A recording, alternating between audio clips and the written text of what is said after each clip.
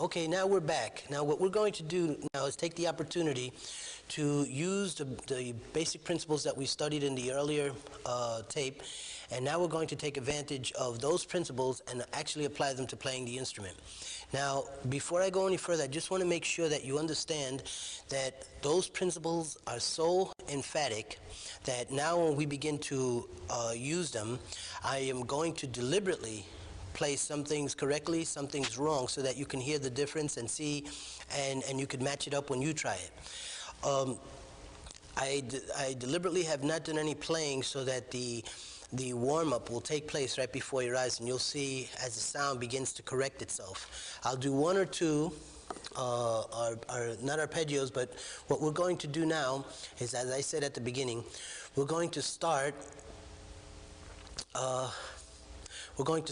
at the highest part of the instrument. We'll be in the double and triple area. So try to understand that the principle involved here is not really the high notes, as opposed to making sure that all the aspects that we spoke of before, the list of aspects, the positions, the jaw, the angles, the apertures, are now going to be used systematically to be able to perform this. What I'll do is, I'll begin to do this in such a way where I won't try to make anything play. I'll just set my chops, set the position, and then let the air arbitrarily set the lips in motion. So what we do is we hold the horn on the palm of the hand, whereas we don't grab anything. We don't grab the ring. We don't hold on to anything. We hold the horn flat so that any undue pressure would slide the horn off your hand. This way, we again concentrate on making sure that the chops do all the work. Okay.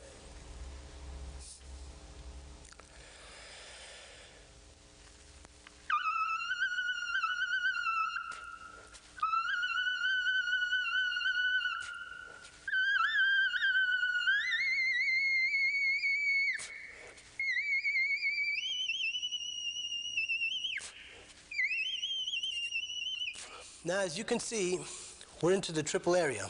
And as you can see, it takes hardly any effort at all. The energy that you're seeing me expend is basically in trying to create the compression and not this kind of a grip. Generally, when you see trumpet players play, they grab the horn in what we like to refer to as the death grip, hold the horn and just squeeze it in to try to create those notes. Here, we just created them without any effort, other than the compression, the lip position, the corners, and the aperture being held in place. Now the way I was doing it was correctly. Now, by putting this in such a way where you can understand it even further, when you review the original points and then see me doing it now on the instrument, you can begin to understand that it's not arm pressure or brute force that causes the upper register to play. What you actually begin to do is you begin to realize that that position allows the freedom of the chops to invert in the direction of each other, which is what we talked about originally, about the chops pressing up against each other in isometric fashion. As the lips begin to roll in and press up against each other, you get that positive contact which we spoke of earlier. Again, this brings me back to the point as to why I said that the original points are so emphatic, and so it's so important that you review them over and over again, because when you begin to do this, the actual physical nature of doing it makes you lose concentration and not think about what the original points are to make that happen. Okay, I'll do it again. This time, I'll try to do little things that I'll do incorrectly, and you'll hear the notes close off.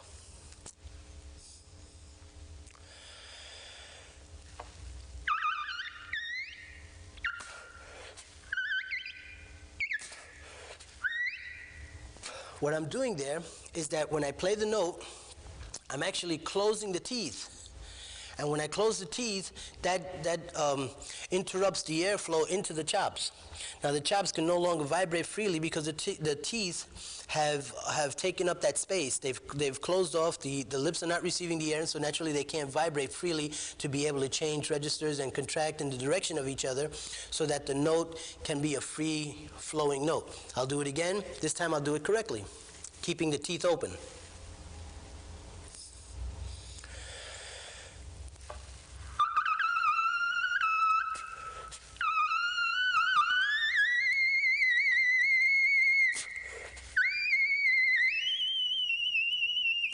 Now you can see that the sound gets bigger and freer, so that I can actually, within that aperture opening, I can actually contract without closing the teeth, contract my lips in the direction of each other, and continue the climb.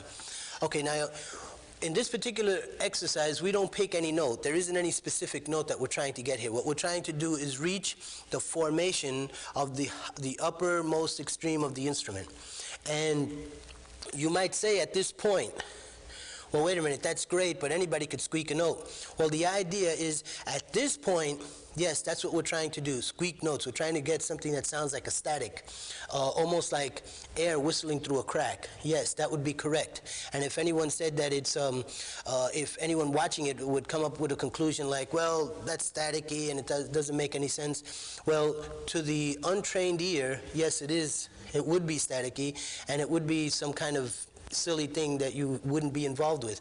But to someone who's trained and understands what it is we're trying to do here, we're trying to get to the formation of what is the extreme part of the instrument, and yet still have the horn, still have the sound playing, still have the sound playing even though we're at the upper extreme. Meanwhile, let's remember that we're not holding the instrument in a grip. We're holding the horn, we're laying the horn without holding it on the palm of the hand. So to get to that register and be able to play that note without holding the horn, that in and of itself is quite a feat.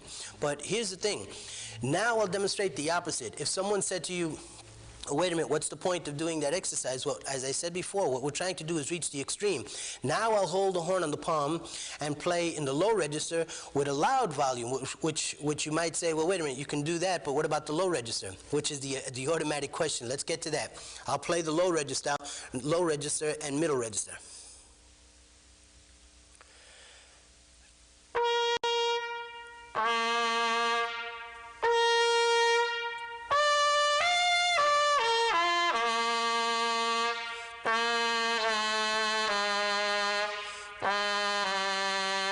As you can see, I can keep going lower and lower and make the sound fatter and fatter. So, the only reason for me demonstrating that at this point is only to eliminate any of your innermost thoughts saying, yeah, that's great, but can you play in the low register? Well, that settles the low register. Just to get that out of the way so we can go on what it is I'm trying to get across to you. So now we set up the position where the two lips invert in the direction of each other. You're placing the chops approximately 50-50 on your lips, or 1/3 top, 2/3 bottom.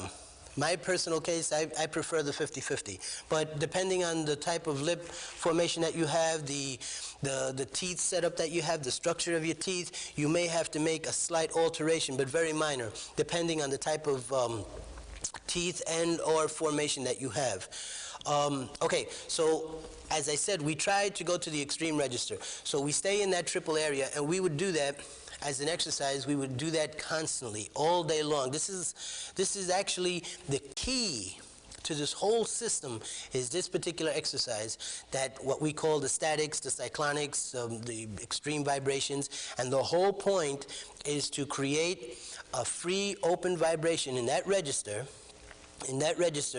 without gripping the horn in any way, so that it's always the chops doing it. The purpose of that, again, brings us back to the original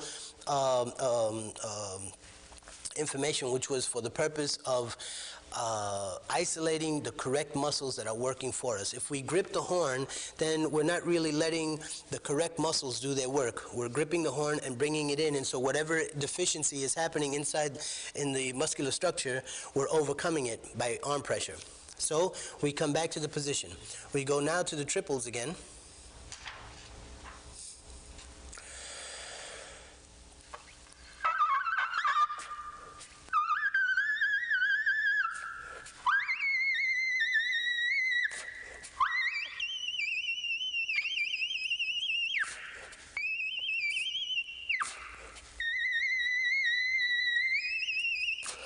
Okay? Now, what you're seeing and what you're actually experiencing when you try this is that you're beginning to create compression, power, and energy based only on air and aperture position.